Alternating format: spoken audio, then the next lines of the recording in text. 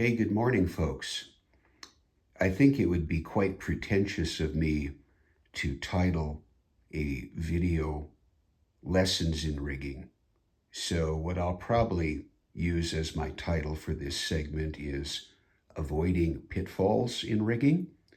I know something about that subject because I've made most of the mistakes one can make along the way as I've embarked on building Great War aircraft. And there's plenty of opportunities for mistakes with something as big as the Gotha bomber. Now, you might ask, what are all those strips of Tamiya masking tape doing on the upper wing? The answer is pretty simple.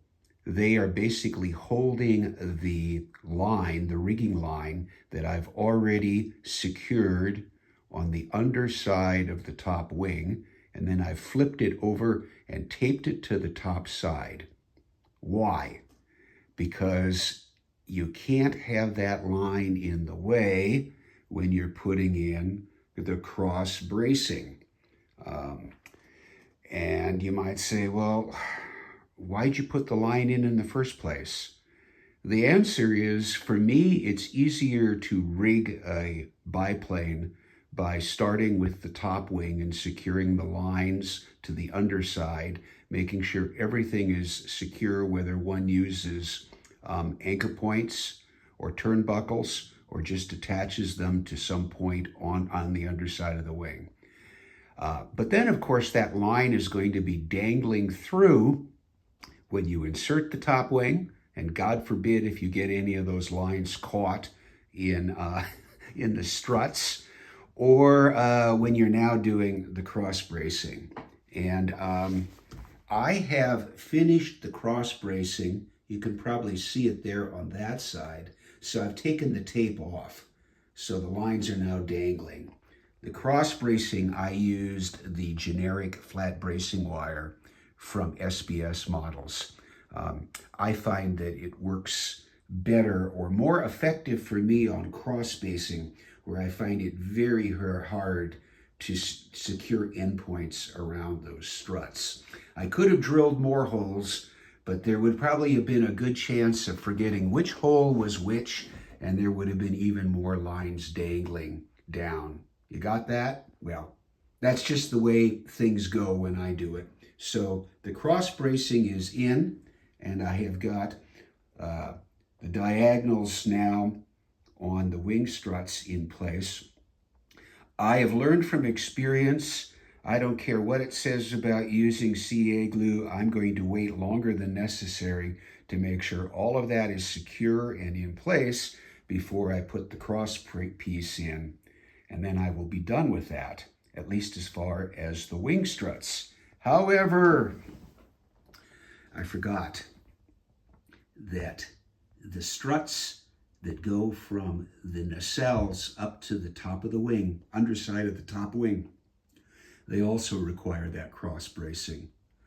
For that, I'm going to need to flip this plane over in order to be able to get in there and then attach two pieces of flat wire on that side.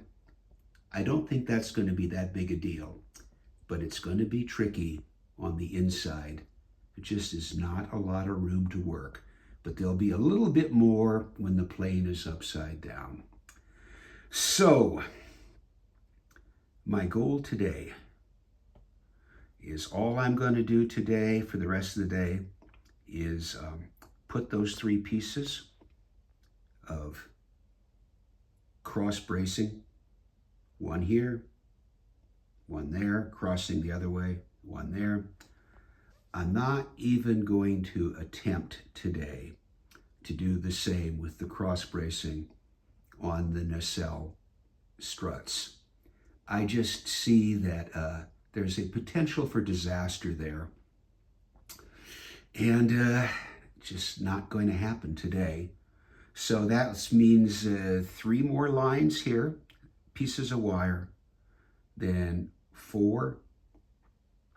8 more pieces in really fiddly places, after which I can then now start to secure the model cast-in line and be running it through the holes that are drilled in the bottom wing.